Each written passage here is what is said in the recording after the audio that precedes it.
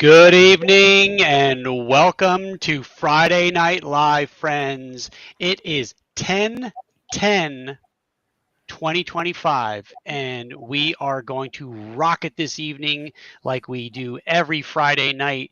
And boy, oh boy, do we have an interesting duo of guests for your RPG pleasure this evening.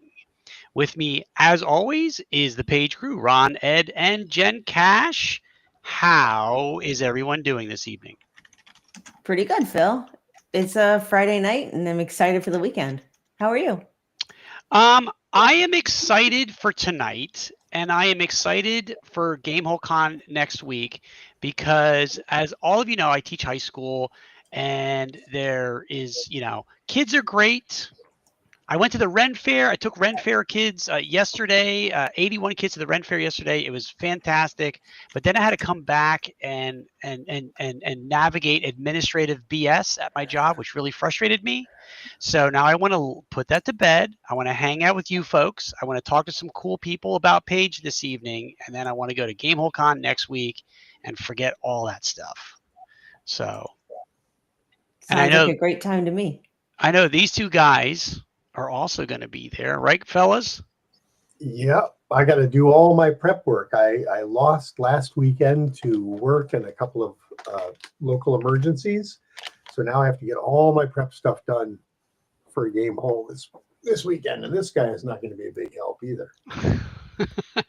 Yeah, I've got to read through my adventure. This is my game hole folder right here. I've got to go through my stuff as well a couple more times. Sounds very, very exciting. Luckily I already, where are we at here? Here. I already have my game is prepped for Gamehole Con next week. Mm-hmm. There it is, right there in module form.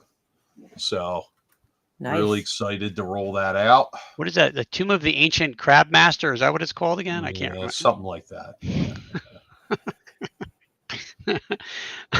Well, anyway, friends, we would love to bring on our guests this evening and start getting a chat with them. And this evening, we are joined by two. Firstly, we are joined this evening by Erica Lowe from Broken Brain Games. And there she is, Erica. Hi. Hello. And we're also joined this evening by Scott Legault from Rising Phoenix GameCon. He'll be joining us in a little bit here. Yeah, he'll be joining us in a little bit. So, Erica, welcome.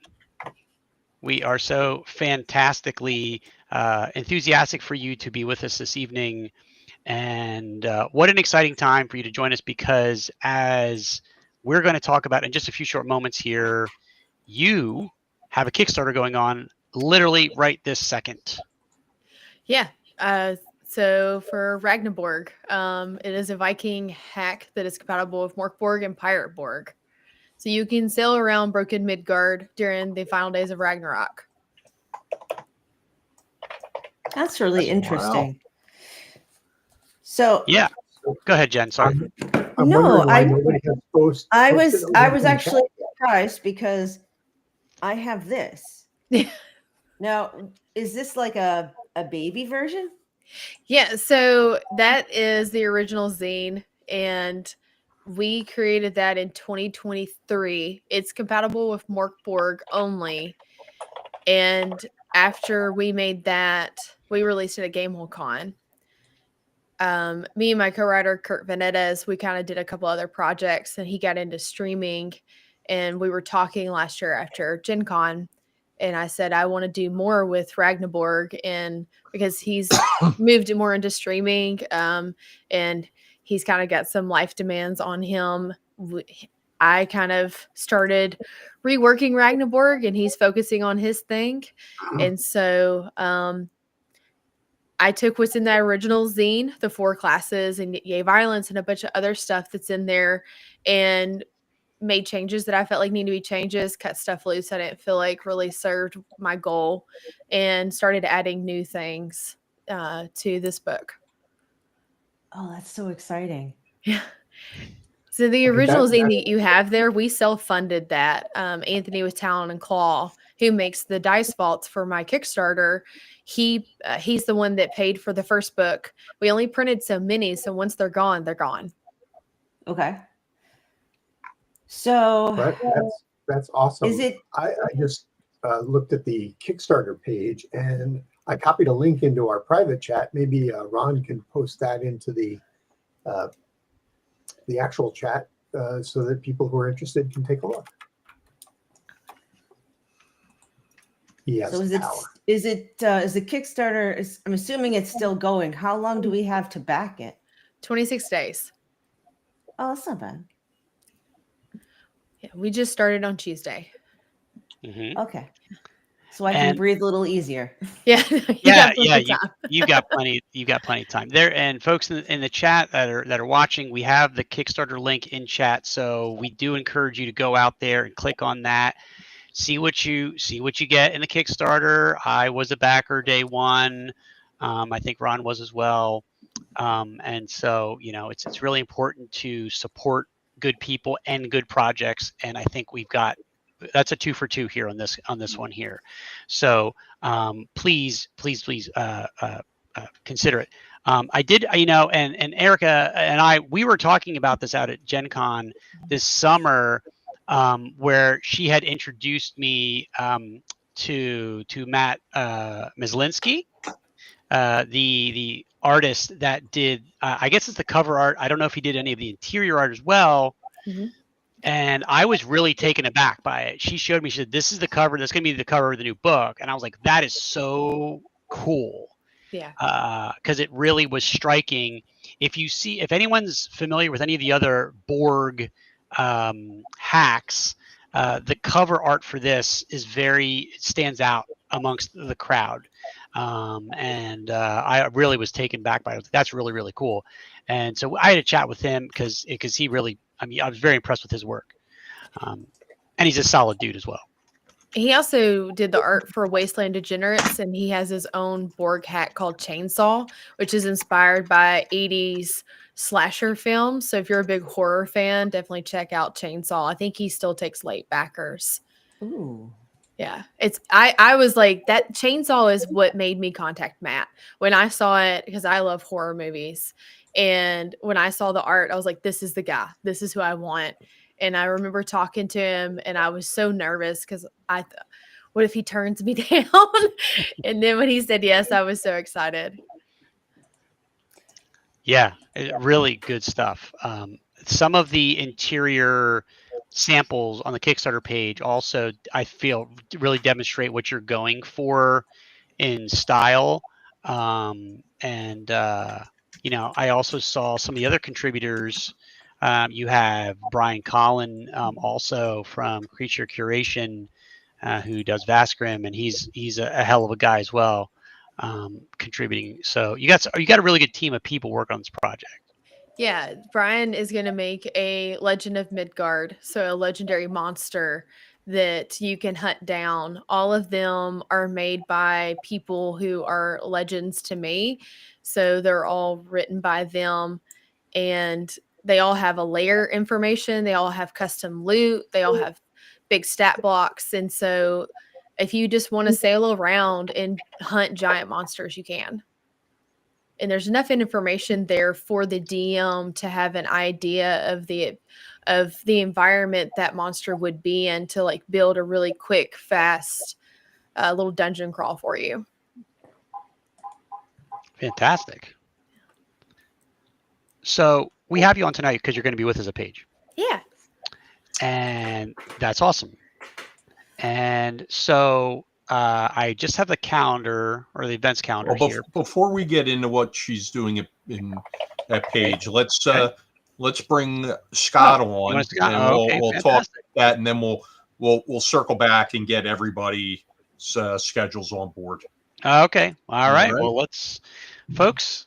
That sounds like we're going to be having Scott join us here in a few short seconds. There he is.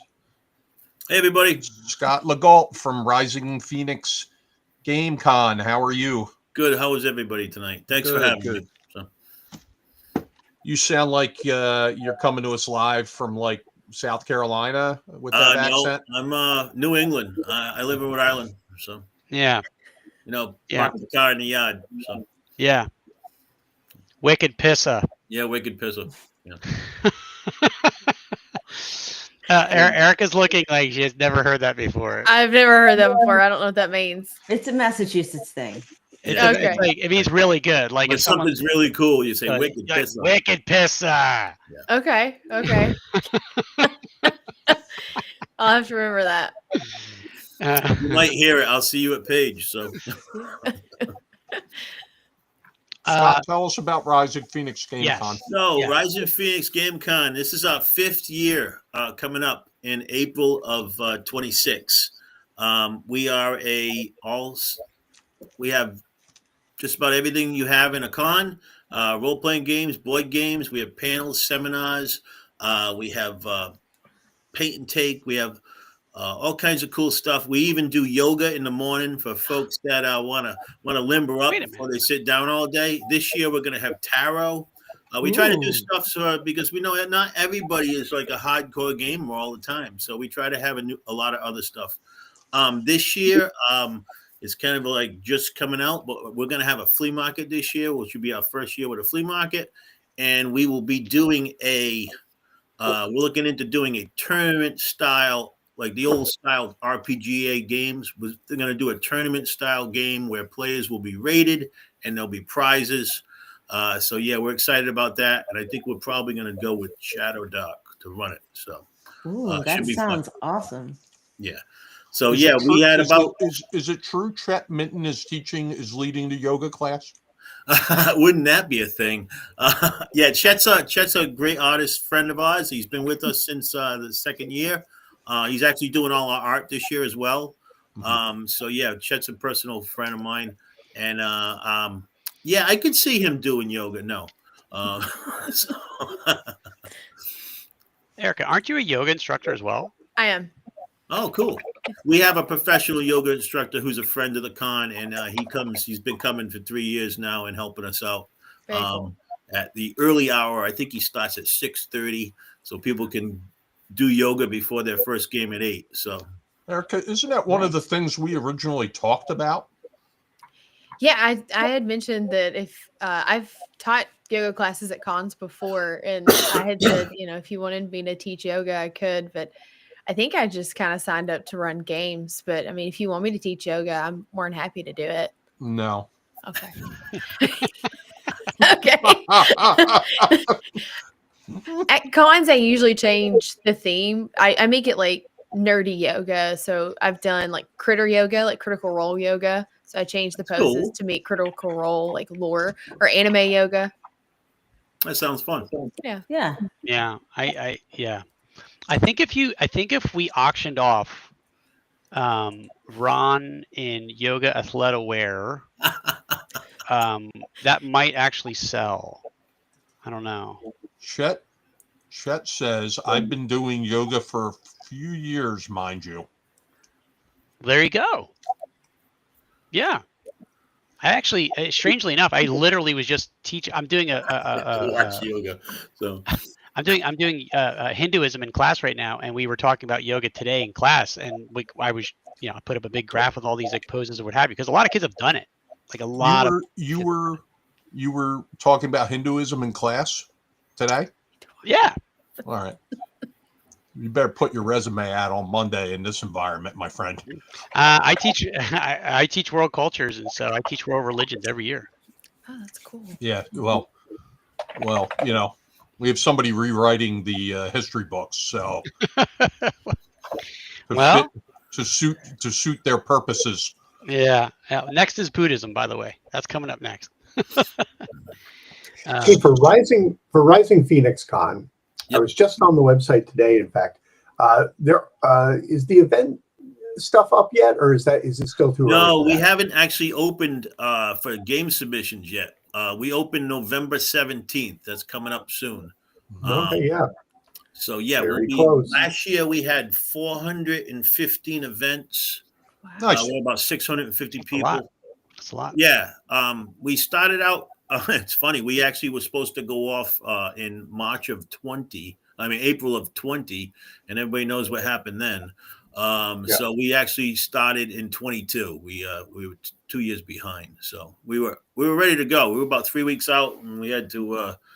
That was a kind of a kick. So, but yeah, we came back pretty strong. Our first year, we had about 300 people. We've doubled that. We're probably around 650 now. So, yeah, we're looking forward to our 5th year. So, it's great. Yeah. I was really impressed with all the vendors you have. Thank you. Yeah, we work hard to get a good mix of vendors. There's not too much overlap. We want to. This year, actually, we have a tarot vendor coming. So, yeah, so we try to spread it out. You know, the pie's only so big. You want everybody who comes to vend to have a good year. You know, if you got 15 dice vendors, no one's going to make any money. So, we're pretty careful about who we let come in. So. And for folks in the audience, just so they know, this is at the DoubleTree in Milford, Massachusetts. It is. The dates for next year are April 24th to the 26th. It's we actually do a soft opening on Thursday night, the 23rd. So we do have run games on Thursday, but it's part of it. But yeah, it's in Milford, Mass, right off of 495. It's really center Mass. Sorry, Center Mass. Center of Mass. Yes. All right, well, I'm going to be there this year. I'm really happy about that, Ron. I'm going to run some events as well. That's awesome. While I'm there, and you know, for those watching,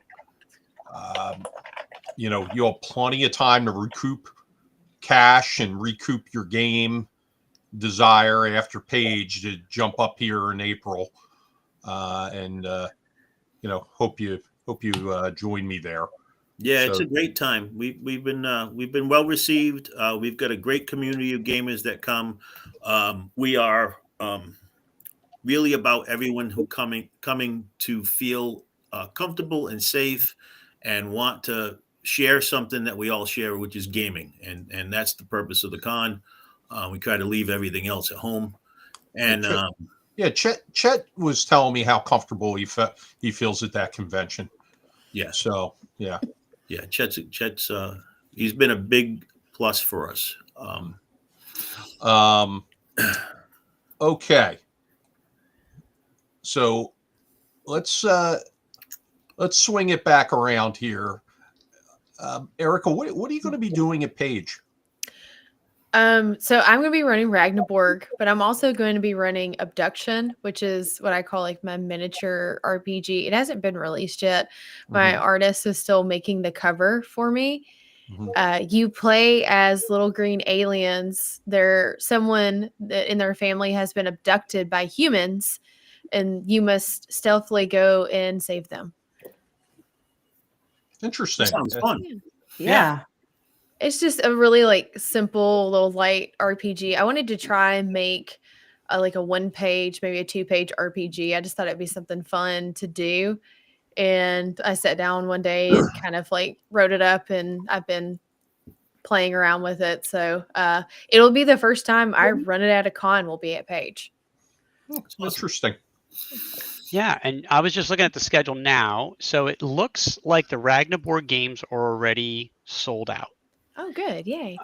So all of those games, there's 4 of them, it looks like, in the schedule. They're sold out. The 2 Abduction games, there's still some tickets left in those 2. So, folks, if you're interested in trying it out, you want to hop on there and you want to grab a ticket. But, you know, you're just, you know, people wanted to play Ragnarborg with Erica, so they grabbed the tickets. And this is when we put our special guests on the spot for Page. Erica, if you've seen the show before, you know this is the time we like to do it. You know, our charity auction is a big deal, right? That's what we use to fund our gamer assistance program, which we've given out quite a bit of money over the years to people in the gaming industry and gaming community who have been in need. So I would like to ask you if we can auction off a virtual Ragnarborg session with you as the GM to a lucky winner, and 4 of their friends after Paige. Yeah, I'd be more than happy to do that. All right. That sounds great. So thank you for that. We really appreciate that. And our auction's starting to really shape up with some good stuff for sure. Yeah. I was actually talking to my artist about, because I know we had talked about the auction before, and me and Matt were thinking about getting the Fenrir page, just the art of Fenrir printed as well, so we could add that to it. Oh, we'd love that too. Yeah, that would be great. That would be great. Now, this artist you speak of, I was unaware that there were any other artists other than Chet Minton. You know, like he's the only artist in my life other than him and Stan. So, you know, who's the artist?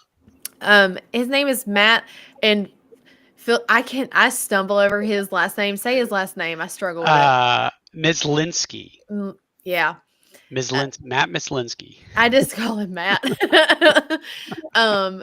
Yeah, but he's a great guy. We whenever we get on the phone, we end up spending like 2 or 3 hours on the phone talking just about everything, and then we have to redirect back to game.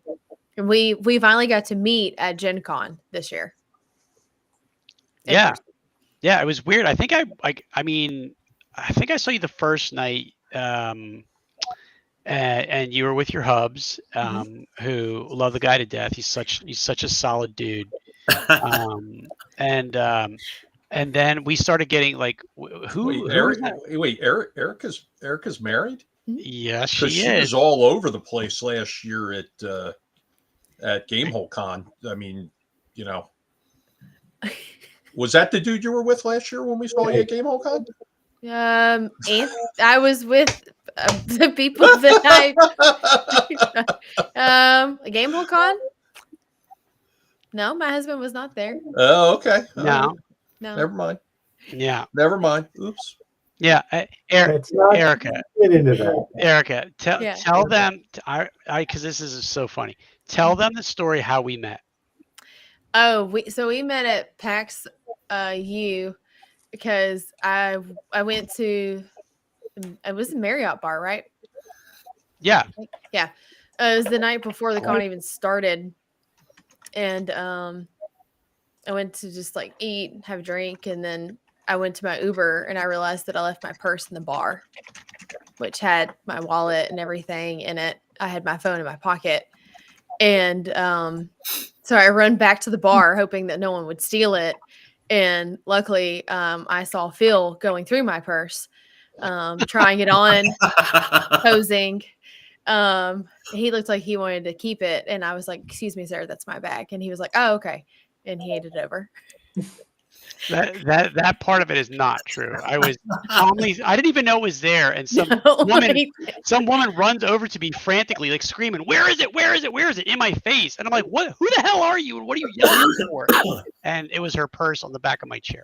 Yeah. You know, ironically, that's how I met Scott as well.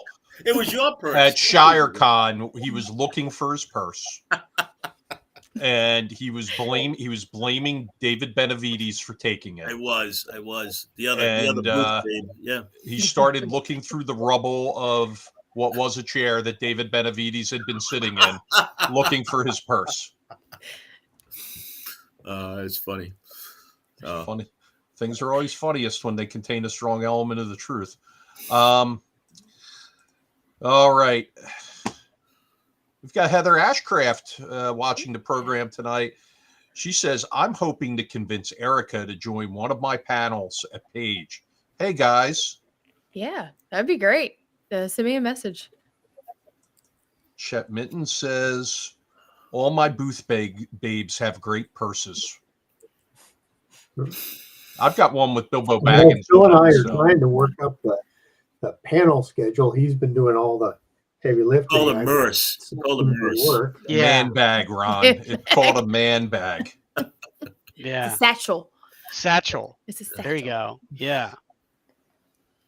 Are those two different things, the man bag and the satchel? Well, I mean, if you're someone who actually has a satchel, you probably wouldn't want to refer to it as a man bag, I would guess. So it's a euphemism, perhaps. I always call it a Merce. Immerse. That's Immerse. cute. I like that. So let me ask you, Scott, what are you doing at Page? So I am gonna run. So I write games. I've never published anything, but I've written about 10 COC games now, and I run them in New England at different conventions. And I'm going to run 2 of them at your convention.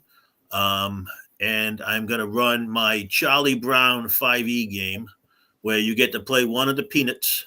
There's all one 9 of the what? them. Don't get us demonetized. Charlie Brown Peanuts, Peanuts. Oh, okay. It's my accent. Yeah, it does that all the time. Yes, it is.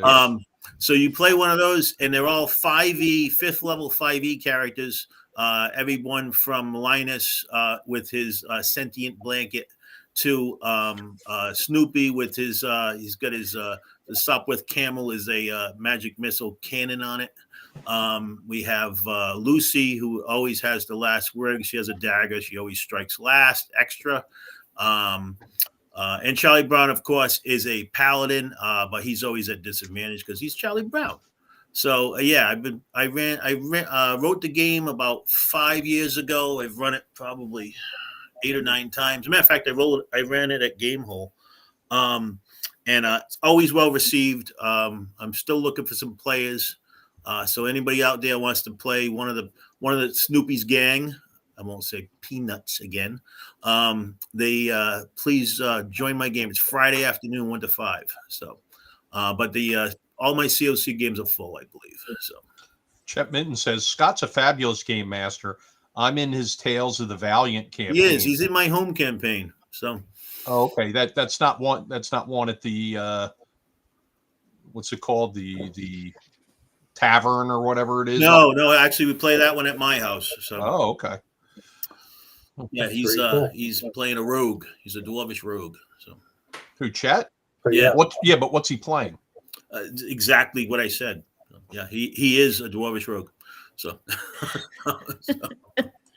Well, a bunch of us are going to be at Page, and Ron, you want to tell them, a bunch of us are going to be at Gamehole. Do you want to talk about some of the things that we're going to be doing there and how we're going to be able to see people?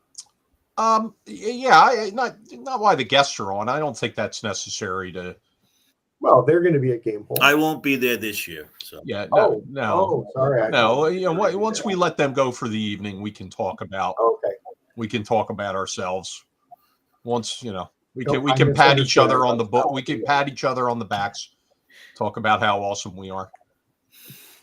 Yeah, we could be like politicians. Phil, I'd like to thank you for your leadership on this issue. You're more than welcome. That's wicked pisser. So that is wicked pisser. It is. Yes. Pisser.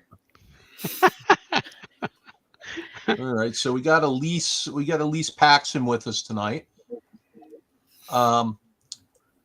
Let's see who else has checked in. Wes Allen's checked in. He says, I prefer to line my man bag with egg crates so I can put eggs in. Okay. That's what he said. I can't make this stuff up. Let's see. Keith is telling Elise she left a die at the in the game room tonight, and that Keith put it somewhere. I don't know. So just at least know you have a die there. We got Heather. She's going to be at Gamehole Con. Heather Ashcraft. We've got Ed Lopez. He's also going to be at Gamehole Con, and he also runs games down at our game room, notably the Walking Dead RPG. So that's a lot of fun. Perfect for this time of year too. We're looking forward to seeing you both at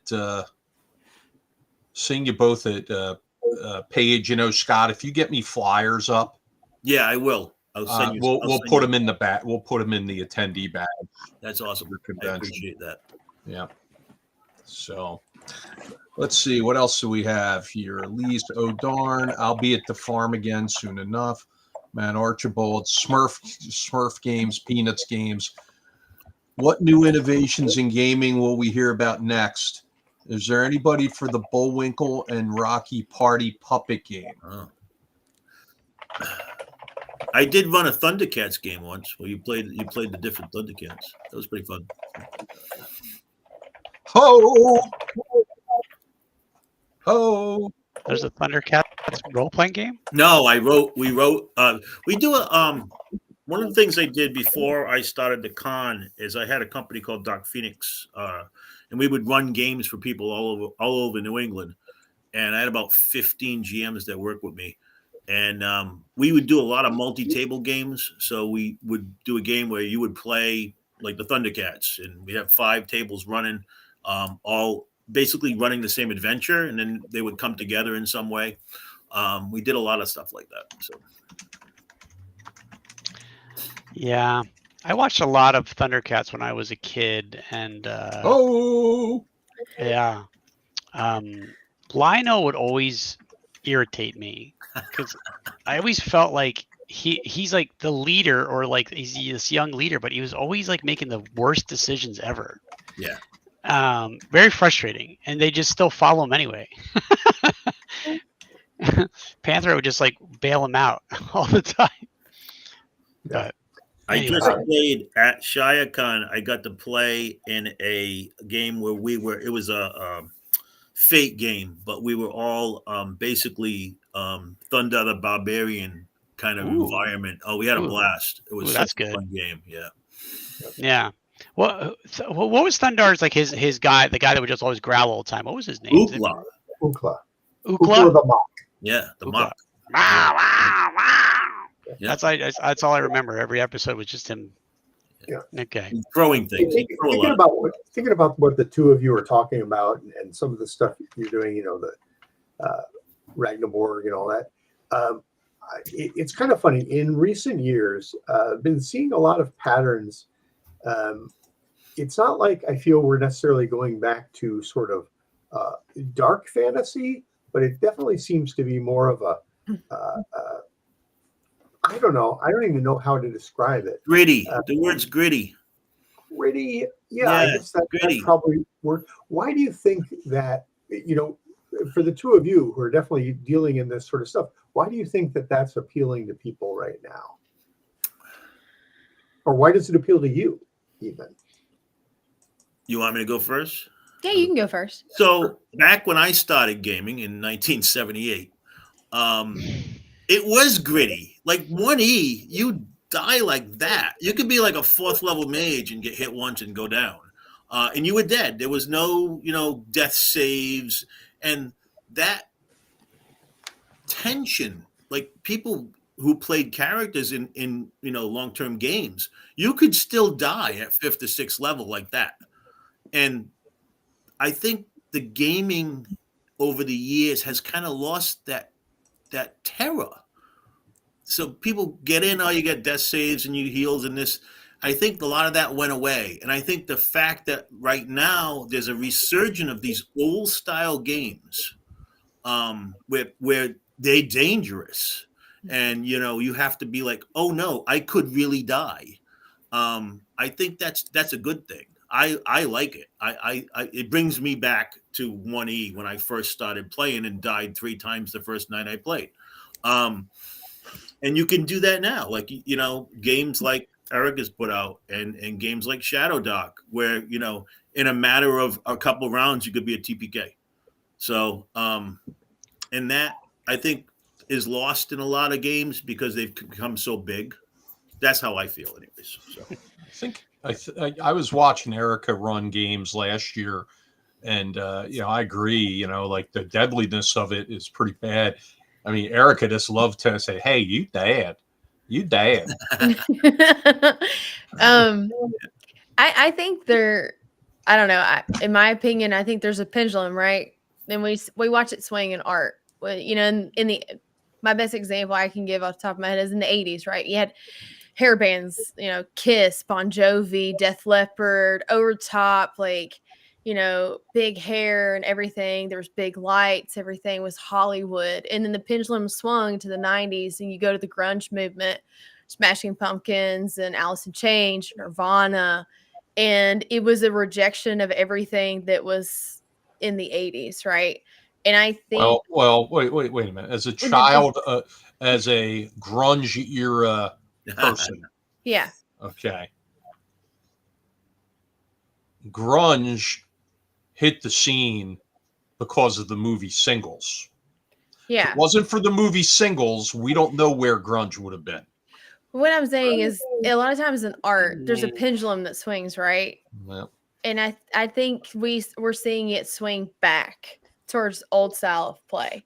Yep. We saw it swing into more of, exploring your characters and them having they're almost like plot armor, if you will, and going on these grand long adventures. And now we're swinging back into deadlier style of play, where your people are fragile, where they're not the heroes.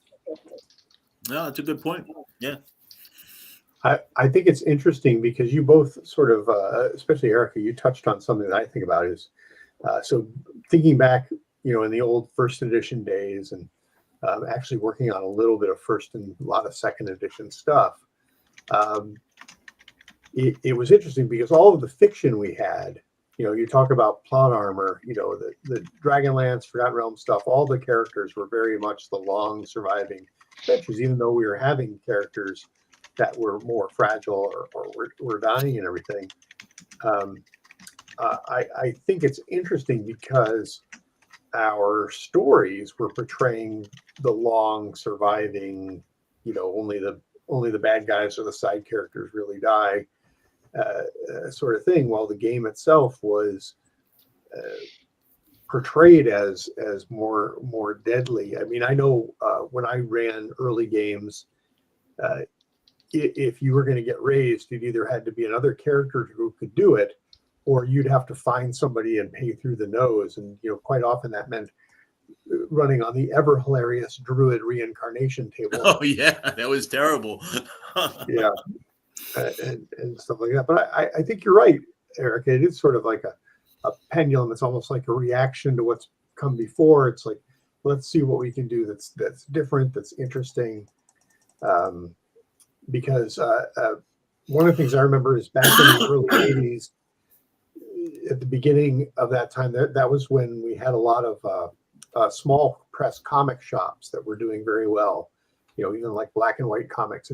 And back there was this very successful comic called The Adventurers. I don't know if anybody else is old enough to remember that or whatever, but it was a black and white comic. Yeah, it did very well. It was one of the first small press things where the first issue went into triple digits only a couple of months after it was out. And the interesting key with The Adventurers was it was basically a D&D campaign in comic book form, and they called it The Adventures partly because the characters were dying. You practically didn't go an issue without some major character who you thought, oh, this guy is who this story is about. It's like, nope, he's dead, or she's dead, or something horrible has happened. Or as Erica or perhaps Chuck Cumbo would say, he died. But the idea was to revolve around the campaign in a way, the storyline of the comic rather than the individual characters. So, I wonder, do you think about it that way? Like if you have characters who are dying, players who have characters that are dying and they're having to create a new character, everything. How do you handle that? How does that work in your campaign? I had somebody look at me and say, if you kill another one of my characters, I'm quitting this group. And I said, well, I'm not killing them. You're just, you're rolling. It's, in Borg, I don't roll anything. The DM doesn't roll a thing. Mm-hmm. Right? If you fail your defense roll, you failed it. And so like, that's one reason I like Borg in general is because like, me as a DM rolling to hit you, you're going to live every time. Cause my dice rolls are horrible. I mean, well, I always liked the board system. We had a system that I was working on at TSR that was all player driven as well. Yeah. I don't know. I mean, I think it just depends on the type of people that you play with and like the understanding that, hey, this is going to be deadly. I think expectations is a big thing when it comes to table. As long as people understand that what you're playing and what hey, this is going to be more of characters are going to live and we're going to go on this grand adventure. I think that's important. If you're like, hey, this is Shadow Dark, and you're more than likely all going to lose, several characters in a campaign. You just need to know that. And you just roll them up, and when they die, roll up new ones and just work it in. Like they open a door and, hey, this person's been here for a while, give it a story reason and move on. It's kind of what I do. There are games now that you play that where know you're going to die. Like if you play 10 Candles, you start out knowing you're going to die. It's how you die that matters. Yeah. I think that's really cool. You can be the hero, but you're going to die. So it's a foregone conclusion. Same thing with Morkborg. Yeah. I mean, it's just, you don't know how long you have. Right. Yeah.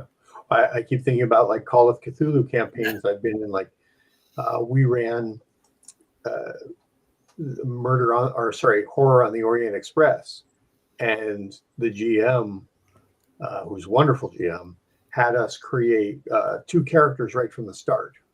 Yeah. And the idea is that these characters had some sort of connection, but you would play one of the characters until they went insane or died, or you got tired of playing that character, and the other character was on the train and could then just step in. And it was very interesting. We used to play Boot Hill like that. We'd have a stack of characters, and as soon as you died, the 2:00 train would roll in with like your brother or your cousin or your uncle looking to revenge you, and you just take the next character because you were going to die. So and Pendragon, the old Pendragon game built off the idea that your first character, you're trying to create a dynasty. You're trying to, you're hoping that your son, your daughter, your cousin, whatever, picks up where you left off and actually gets benefits if you did well, things like that. So, it's interesting. We're talking about how next train comes and you just pull another character off the pile, similar to what we're going to be doing with Down the Dark Stairway and at Page with the big Shadow Dark event. But it's also the way Chet handles his booth babes. I know, isn't that terrible? Like life is cheap when you're the booth babe at Chet Minton's booth. I love it. That's so funny. When I was playing Old School Essentials, our DM told us, show up with 3 characters, don't name any of them. Right. Well, DCC does it with their funnel. You start out with 4. Yep. I love DCC. Yeah, DCC's a blast. So, anybody have any questions for our guests out there? We have a lot of chatter in the chat tonight. A lot of good stuff going on there. Anybody have any questions for Scott or Erica? I've got one. So, Erica, Broken Brain Games. I love that name. How did you come up with it? It's kind of out of spot, I guess you'd say, in a joke. So I'm dyslexic, and growing up, I was always told that like my brain was kind of broken in a way. And so I thought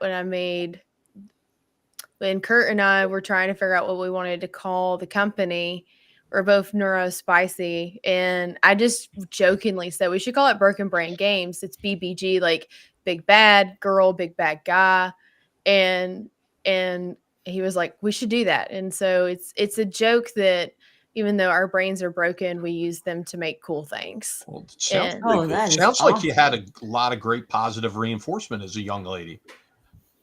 Yeah. Hey, your brain broken. You broken. Well, and it's one of those things that it's like, being dyslexic, everyone told me, well, you'll never do X, but they never told me that there can be positives, to it. Most people who are dyslexic they're creative. They really good with problem solving. There's like 7 different forms of dyslexia, so I can't speak for everybody. I know my special blend, but it's just one of those things that I don't know. It was this kind of we thought about a bunch of different names, but that was the one I threw out there, and we kind of it just stuck. That's cool. Whose idea was it for the Yay Violence? That was mine. Okay. Yeah. It came from Ren Fair. I just think it's just, what's Ragnarborg about? Yay, violence. Right. So it's the crit chart, the name of the crit chart. So if you get somebody gets a natural 20 at table, everybody yells yay violence. And it's a battle cry, it's camaraderie. People they're cheering for you, and then you get to roll on the chart twice, pick the violence that you prefer. And the chart is it has like tongue-in-cheek names, and then it gives you the effect. So like one of them is snap, crack, pop your arm off, and stuff like that. There's a kitty. Sorry. Oh, another one. It's like 2 kitties. We have 4 altogether. So. Wow. Oh, Sweet. Hey, you mentioned the Renaissance Fair. Do both of you go to Ren fairs? Yes. There's a live shot of Wes Allen. Do you dress up? I used to. I haven't in years. Out here, we have a Ren fair called King Richard's Fair, which is well known. It's been around for a long time. It's gotten prohibitively expensive. And back in the day, if you dressed up, you used to get in free. So yes, I used to dress up all the time.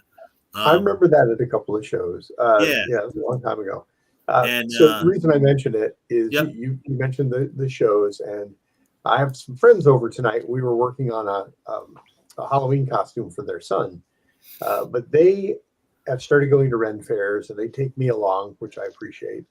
And they've started getting their outfits together, and the husband Rob has been very slow to buy or to put together his costume. He's gotten a few bits and pieces, and we spent a lot of time at the Ren Fair the other week with him trying things on and looking at stuff and then not committing. Now he has actually bought something or whatever, but can you remember what was the first thing you decided to do for a costume? And by the way, this is not completely out of the blue, but what did you jump in and like go, I'm just getting a whole costume, or it's like I'm going to get this one piece and build off of that? Well, I started I was in the SCA in my early years of college. So my first set of armor was PVC. Was it you? Was it you and Dwight Eisenhower going to SCA events? And then I did Nero for years, so I built a costume for that. I think the first piece I ever bought was probably a Maresca shirt. So, there's my kit now. So nice. There you go. There's a Ren fair near me in Raymond, New Hampshire, called the New England Renaissance Fair. Yeah, and it's like King Richard's. It's probably a little small, but it's really great. Are you in New Hampshire? Yep. Oh, I didn't know that. You should come to the con. Erica, what about you? What was your experience? Actually, go ahead. Oh, go ahead.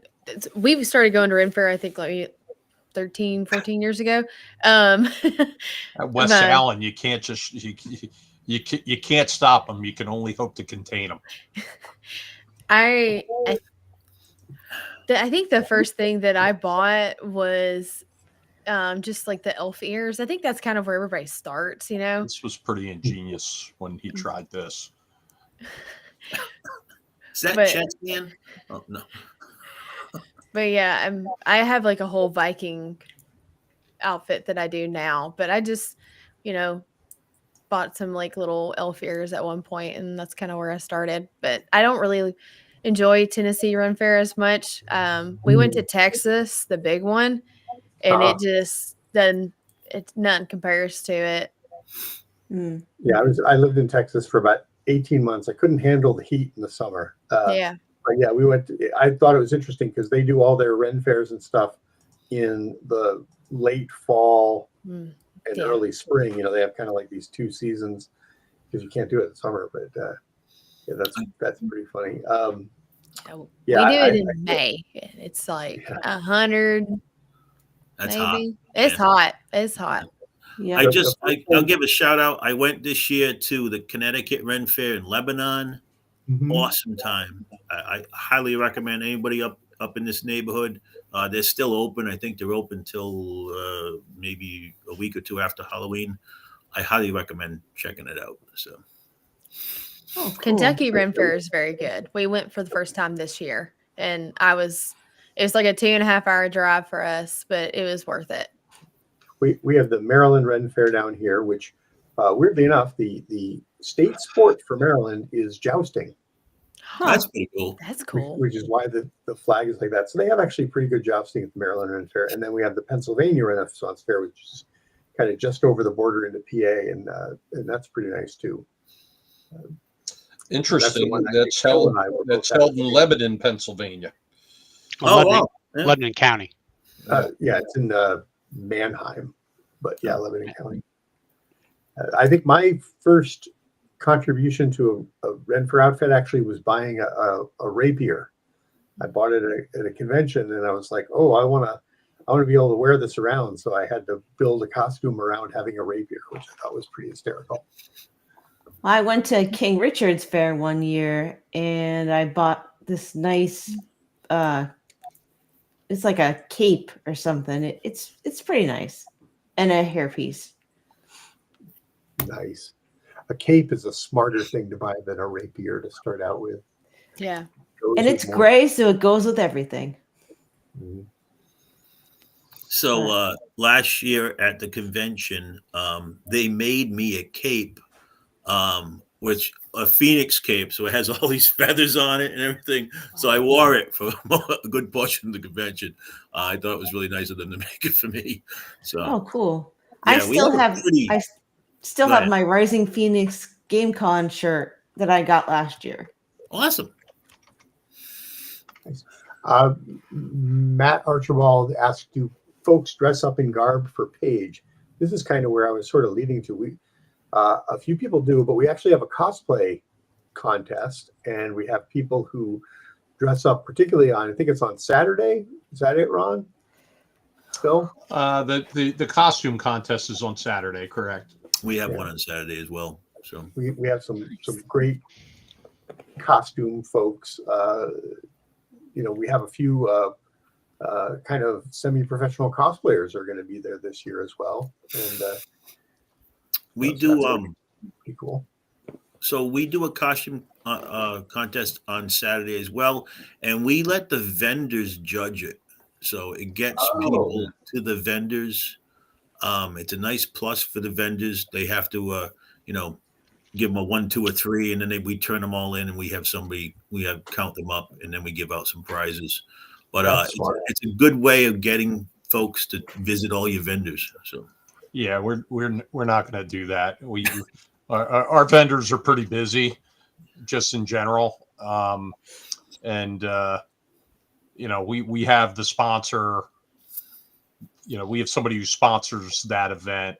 Oh, that's cool. And we have, we do have some semi-professional cosplayers that are involved in the judging, and it was a good little turnout last year. I expect more people to be dressed up this year. How many people did you have last year, Ron? Altogether, 1,829. Wow, that's awesome. Yeah, very nice. Yeah. So that's great. We're gonna surpass that this year. We're on pace to shatter that. So that's awesome. Good well, there were some great cosplayers. I'm never going to get over Beholder. I don't know if Ron's got a handy picture of Beholder there. I'm hearing a rumor that Beholder may not be at Page this year. Oh no! I've heard some rumors. There's Beholder. Oh, wow. Awesome. So, but we'll see. We'll see. My understanding is Beholder might might be put by the wayside in deference for another costume this year. I will say Beholder was a great sport and was there all the time. It was hard. You could hardly walk around the hall without seeing Beholder. Yeah, we also had Ben Franklin there last year, which was pretty cool. Yep. Ben Franklin was walking around and talking with people, and we had one of the Ghostbusters was there. That's great. Who was walking around, and we had some people who made their own costumes. We had a couple of pixie fairy Yeah, woman in there. a terrific blue pixie outfit. Yeah, and I know this year we're going to have the 501st there. Oh, very cool. So there'll be a lot of stormtroopers walking around with their laser guns. Nobody has to fear because they never hit anything. Yeah. And other than Jawa sandcrawlers. Other than Jawa sandcrawlers, that's the only thing they can hit. They're really these blaster marks are far too accurate for Jawas. Exactly right. Yeah, isn't that ironic? Now, if Erica was in Star Wars, she would have been like, "Look at this, the Jawa's dead." Oh my God.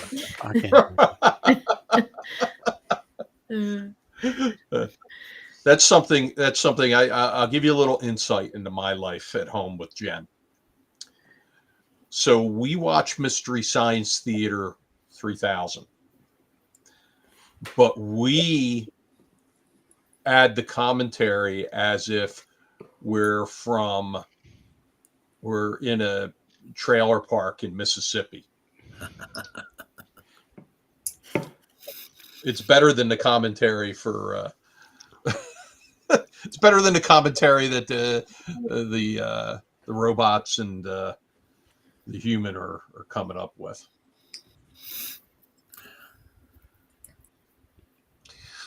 I have one pesky fly in the office here. One pesky fly. So I wanted to mention, I got to get going pretty soon. I said earlier that do your cats need to be fed? No, I have to get up at 4 a.m. to take someone to the airport. So, wow. But I want to first of all thank you for having me. It's been great. I'm going to give a quick plug for the con. It's www.risingphoenixgamecon.com. We are in April 24th through the 26th in Milford, Massachusetts at the Doubletree by Hilton. Very easy to get to right off of 495. We have a full-size con, primarily role-playing games, board games, panels, all kinds of fun stuff to do, paint and take, special events. This year we will have a flea market. This year we will also have a tournament game where you can win prizes. We do extra life events every year. We'll be doing an extra life again this year as well. We have both D&D and Pathfinder organized play groups with us. So check us out. There's lots of pictures. We are a cross between a Ren Fair and a con. We have a lot of props. I have a special prop this year. I'm not even going to tell you what it is, but if you come, no, I don't want to get demonetized. It's a creature, a D&D creature that we will have this year. So anyways, please consider joining us. We'd love to have you all. Yeah, I'm going to have to see if I can get up there. I don't think I have anything going on that weekend. Yeah, please come up and join us. We'll have some fun. I know that Ron's going to come up. That'd be great. Here, I'll help you out. You've got a special guest, Ed, if he's coming up. You could do that. So. Okay. I want to say, in honor of donating something, I will donate 2 early access badges to the con for your charity. Get that. All right. So, all right. Thank you. We'll be going on sale November 17th. Badges will go on sale and game submissions will open. And please submit a game. We'd love to have you. All right. All right. And I'll see you all at Page in January. All right, Scott. Thank you for being with us. Erica, good luck with your Kickstarter. Sounds Thank you. awesome. I appreciate it. Coming up when I get out of here. It's nice to All meet you. It's nice to Thank meet you, you, too. Scott. Nice meeting you. Peace all, and Bye-bye. I hope to see you all up at the con. All right, good night. Will do. Have a great night. All right, that was Scott Legault from Rising Phoenix Game Con. Does anybody have any questions for Erica?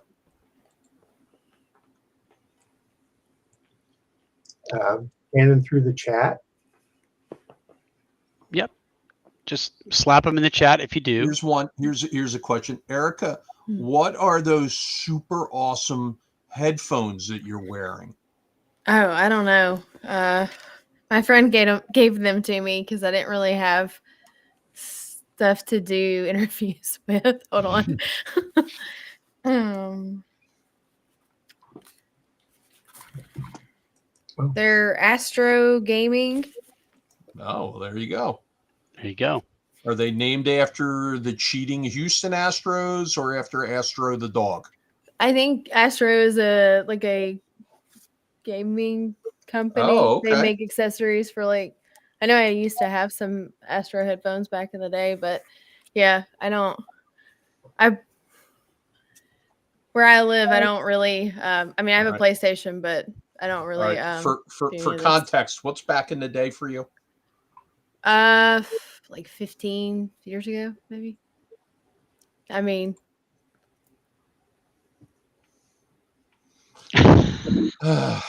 I think what Ron's trying to say is he feels you're on the younger side of the spectrum. I was over 40. 15 years ago, you were over 40. Yes. Yeah. It's better an alternative, you know. Yeah. A better beaten day. For sure. Yeah, that's right. That's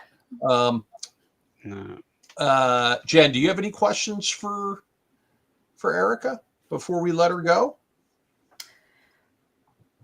Yeah. So when you were creating the new version of Ragnarborg, what was your biggest challenge?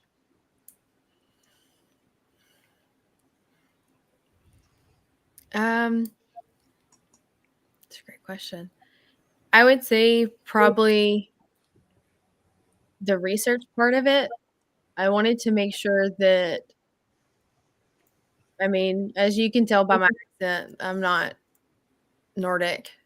You know, I'm from Tennessee. And so I wanted to make sure I was being respectful of someone else's culture, someone else's religion. And so I would say that was probably my biggest concern and the thing that I put the most time into. I think I read just 5 books alone on runes and understanding the runes, how people use them. So that was probably my biggest thing. Let's hope that John Mosey, who's doing Mork Billy, did the same amount of research to make sure he's not treading upon anybody's culture. Yeah, I would like to meet him. I think he said he's going to be a Game Hole Con. He will. Yeah. He's on the staff, isn't he, Phil? He's working with Wardens of Eastern Marches. Okay. Their organized play. So, Eric, you've never met John? I don't think so.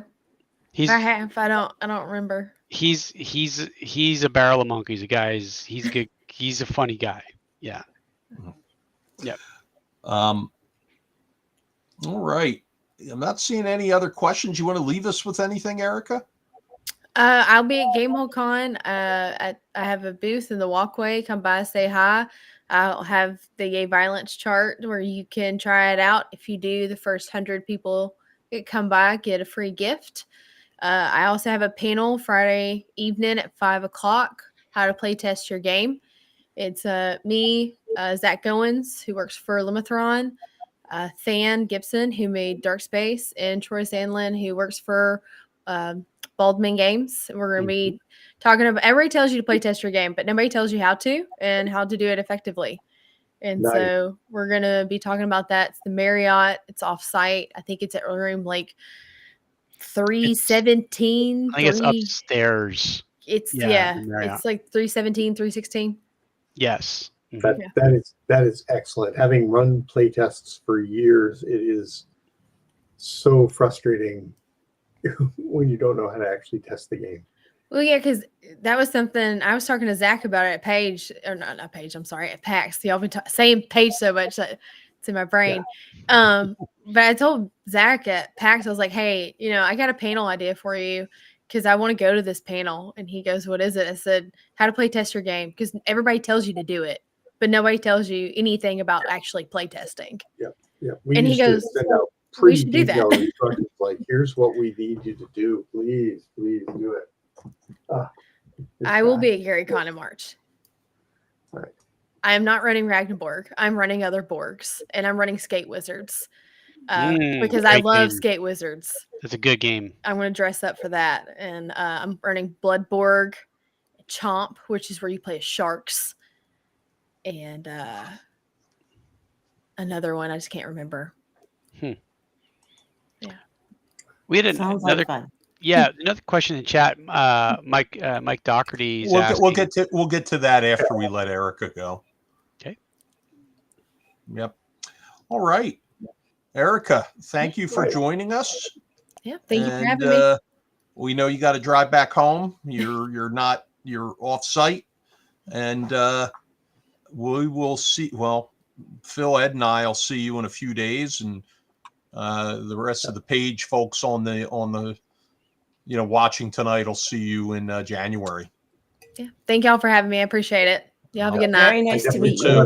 Being one of the first 100 at your booth. So. All right, we'll see you. Bye. Bye. All right.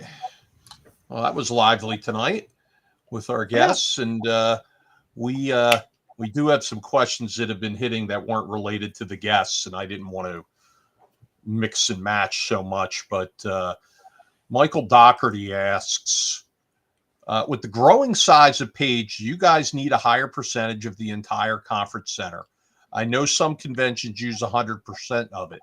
I'm not sure how much was used in the past, but it's safe to assume that you will need more than you've had in the past. Well, Michael, in the past, we've only taken up 32,500 square feet at the Oaks Convention Center and about 5,000 square feet at the Hilton Garden Inn. This year, we did expand over into Hall A, which is another 82,000 square feet. So, yeah, we are taking up another significant portion of it. But, I'll say this, and I'm not throwing shade at the other conventions that use the Oaks Convention Center. But, Phil and I were there on Sunday. We did a walkthrough at the convention center.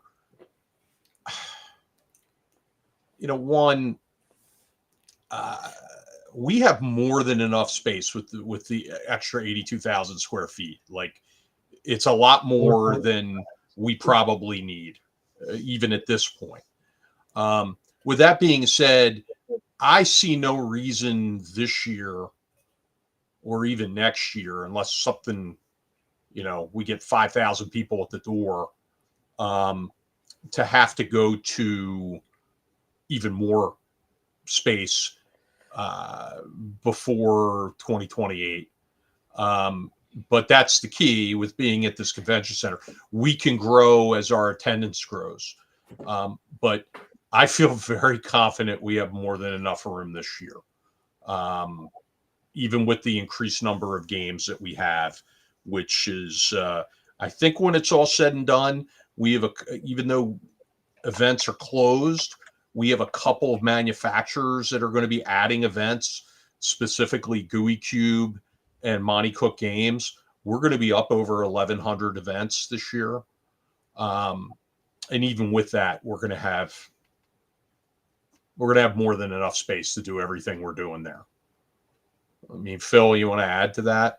Yeah, I mean, we were there, and while we were there, kind of ironically, there was another convention going on, which we didn't even know about until we pulled up and saw, Spider-Man walking in and Fairy Queens and things like that. So it was an anime PopCon that was there, and we went in and we wanted to take some notes and take some measurements and to see how we had envisioned the space to work out with the plan that we've basically outlined for ourselves. and the quadrants and the halls and the gaming spaces and rooms or what have you. And yeah, if it doesn't fit, then we're really bad at measuring things. So, I mean, we got precise measurements of things. We were really interested in knowing where the drops were for the electricity, to plan that out and stuff. But the thing is, if you were at page 1 and if you're at page 2, we're going to have expanded bathrooms. We're going to have more food options. We're going to have there are private spaces. 4 additional bathrooms this year. Yes. So a lot more bathroom space that have been upgraded bathrooms, because we did visit them. More food options, more private spaces for panels and games. We checked out all of those spaces, all of the meeting rooms that are available to us. The additional setup for registration will be so much smoother, and then additional space for vendors in the hallways. It's going to be a lot of flexibility that is afforded to us with this extra space. So it's really exciting. It'll almost feel like a different convention. You guys got to help us fill it, though. Get the word out to some of your friends. Correct. Yep. Badge sales have been going very well, but let's hit our targets. Yeah, and honestly, it's not that we didn't have the measurements. We knew exactly how many square feet we were getting, but knowing the measurements and actually walking it and saying, well, how many tables can we put here and how many tables can we put there? We've come to the conclusion that, or at least I have, that I was severely underestimating the amount of space we have. And, I started to say this, I'm not throwing shade on any other events that use that hall, but it doesn't look like they use all the space when they rent all the halls, which is just strange to me. So for us, we're going to utilize what we have, and then we're going to grow responsibly into the other halls. It's always been the plan. This year's, a big jump for us. It's a big jump in expenses and all that. So we're, I feel like we're in a good place, and we'll continue to grow. So, Michael, I hope that answers your question. All right. I want to jump into something real quick before we let Phil do his normal thing. I'm going to kill this fly so dead in a short period of time. This damn thing, he's just asking to be killed. Just asking. Just be bastard. All right.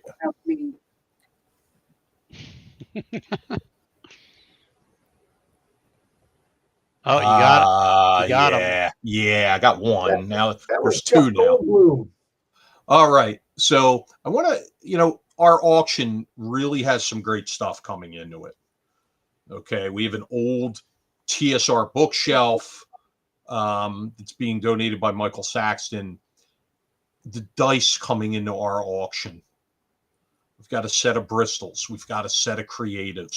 We have an Armory first generation complete set. Just some really great stuff that Daniel Lawrence has been sourcing for the auction. We've got 2 sets of Menser prototype dice, which are extremely rare from the Menser set when they were experimenting with colors. A really dynamic amount of great dice that are going to be there. We have Dungeon Magazine #1 that is going to be in the auction. Okay. We've got some other cool stuff coming in from Chris Korzak. And, we have a TSR editing department copy of Ghost Tower of Inverness that's been signed by Alan Hammock. Just, an outstanding group of stuff. You heard about the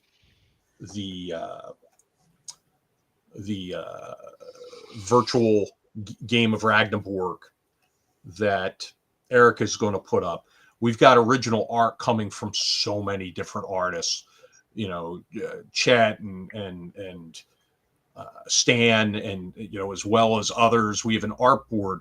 We have a couple of different Dungeon Master screens that will be signed by different guests who are in attendance. We'll have posters. We have a concert style poster coming to us from up in Massachusetts. From it's just escaping me, Matt. Chet, help me out. I know you're in there. Anyway, we'll get back to that in a minute. I'm just forgetting the last name. We have this diorama coming in. This is miniatures. Ralph Partha Legacy. You have a fairy at a pond with a is that a pegacorn, I guess? And it'll have a little backdrop painted by miniature painter extraordinaire Stephen Reeder. So yeah, we have a lot going on there. There will be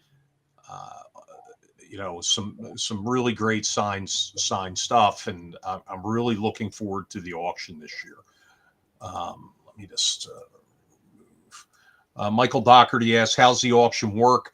We do not have a silent auction. We do have an auction store where some of the things that we don't feel are collectible enough will go into the store with just at a price point where people can walk up and buy it.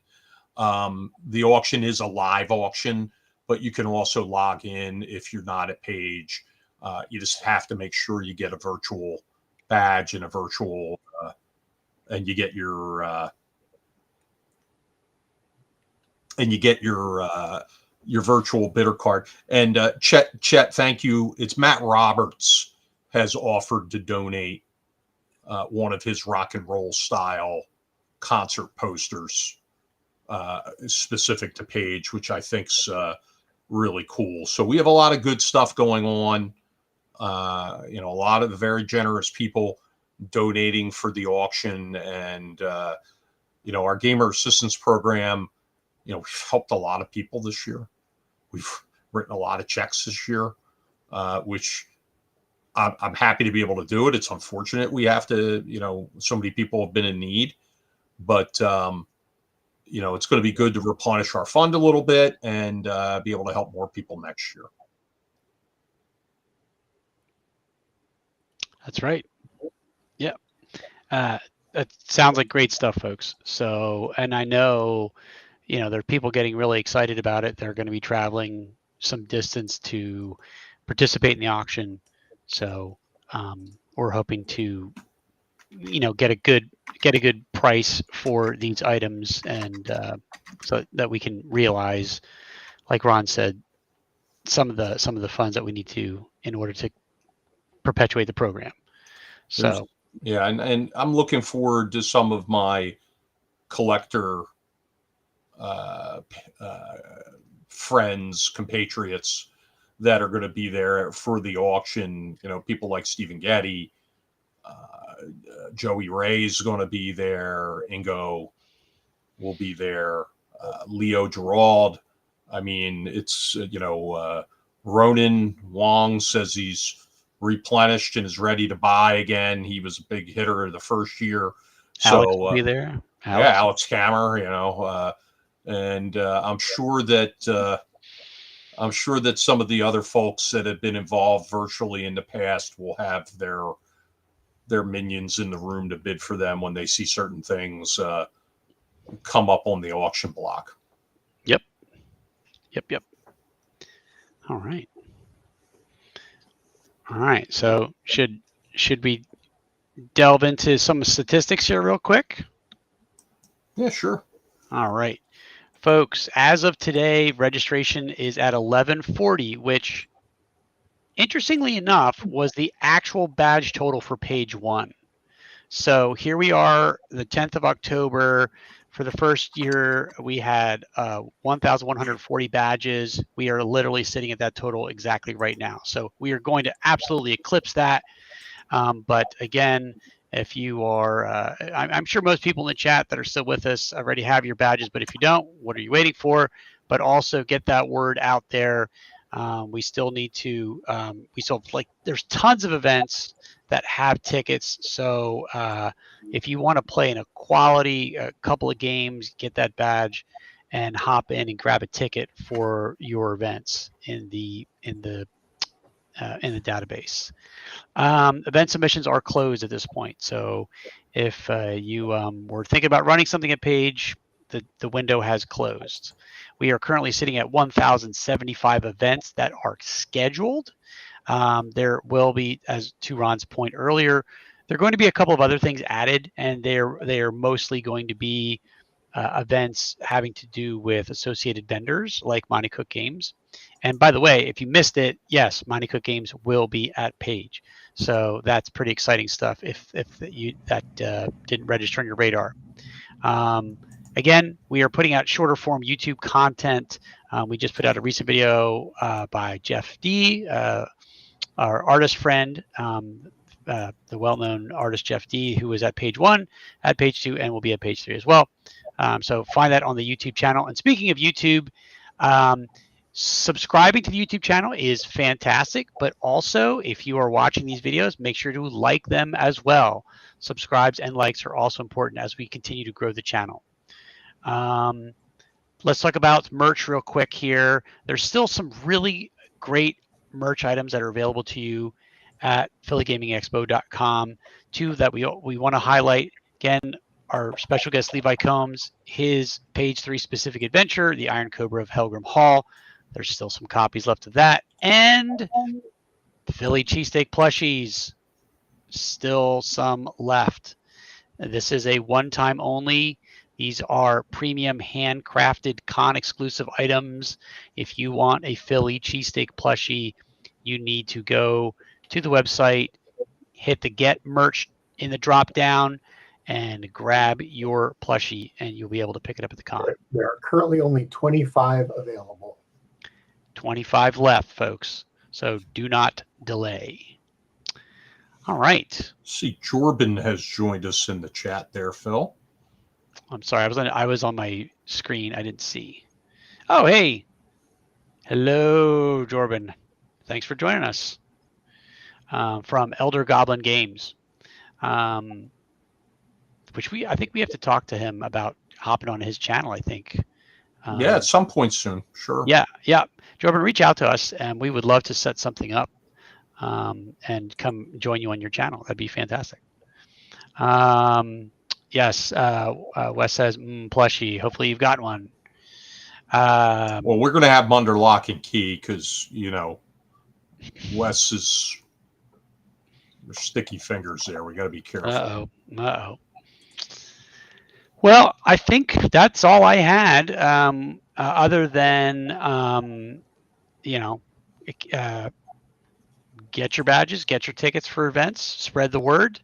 We are getting into the fall season here. It's every day is closer. So what are you waiting for if you have not yet gotten your badge? All right. We have a Troll Lord Games giveaway to run through here. Alrighty. And how are we going to choose that person?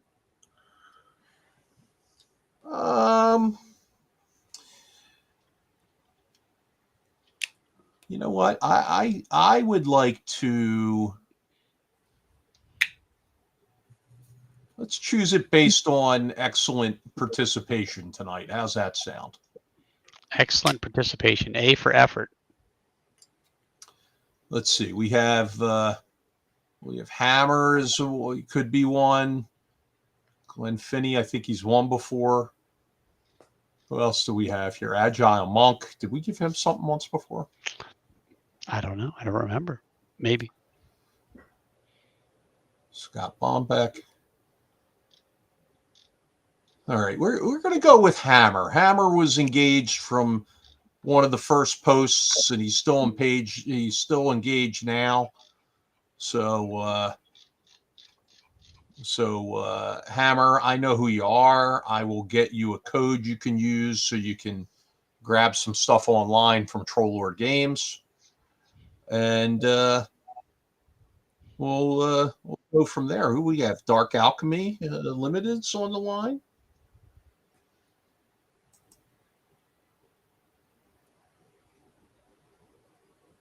So, yeah. All right. Well, sounds like you've sorted that out. Yep. So we're gonna go from there. And does anybody else have any questions before we sign off? Anybody else? Tell them about what we're doing at Game Hall. Yeah, it's almost 11.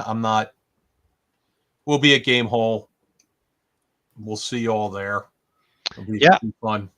I don't think we need to get too too deep into that.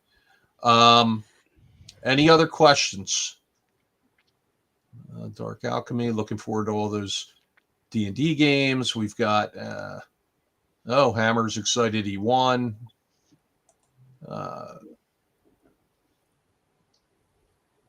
Michael, you type your email address into the chat for me, and I'll get you your code from 2 weeks ago. All right. Ron, do we have any special guest announcements for this week? Let me think about that. Yeah, I'll tip my hand on the special guest. I don't have the special guest image set up yet, but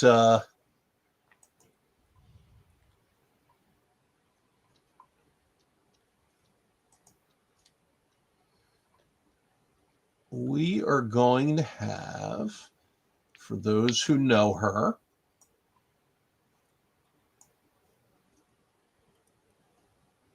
let's see if I can pull this over.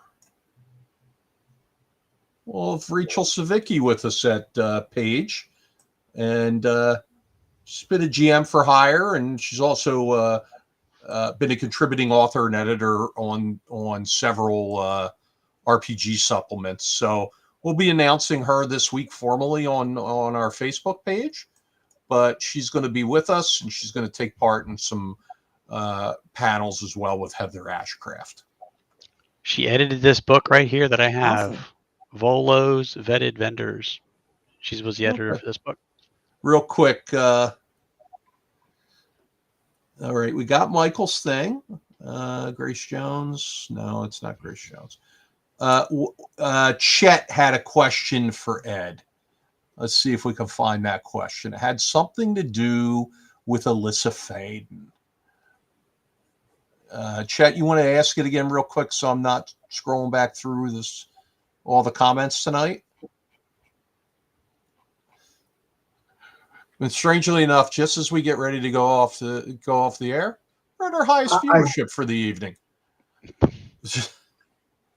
Chet, you want to shoot over the? I saw the question. He was asking whether the Call of Cthulhu campaign I was talking about had anything to do with Alyssa. It did not. This was quite some time ago. Did not have anything to do with Alyssa. So there you go. Although Stan was involved in it. All right. And for those going to Gamehole Con, just remember, watch your wallet around Wes Allen. Only if you have eggs in it. Huh? Only if you have eggs in your wallet. You never know. I mean, sticky hands are sticky hands. But also, anybody who's going to be out there at Gamehole Con, there is a super secret page party on Friday night at the event. And if you want to know about it, you got to reach out to me, Ed, or Phil. All right. Does this mean that there is no stream next week? Oh, no, there will be a stream. There just might be alcohol involved. Ah, okay. Yeah. Phil gets sloppy at conventions. He gets really sloppy. Yeah, I'm swinging from the rafters. Yeah. Yeah. From his man bag. That's right. Yeah. Well, Here's an image. if you can't do it at a con, when can you? Well, apparently you do it during the stream, or at least some of us do. No, this is water. And it's Thursday night. The event is Thursday night. So, and you know, I've been there's going to be a big announcement coming soon about something that's happening in our own little corner of the game world. You know, if you haven't seen the little hint or the little teaser,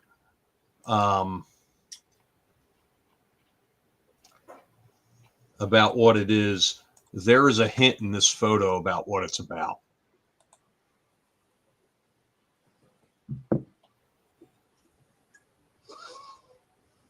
So, you know, stay tuned. That announcement will be coming up soon.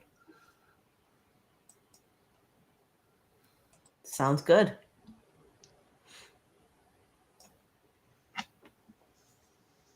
All right. All right, folks. Well, Jen, I think you're typically the person who wishes everyone well. Take us out, please. That's right. Thank you. Okay, so I hope everyone has a great night and a great weekend ahead. And we're going to see everyone here, same time, same place, next Friday night at 9:30. Take care, everybody. Good night, everybody. Bye-bye. Good night.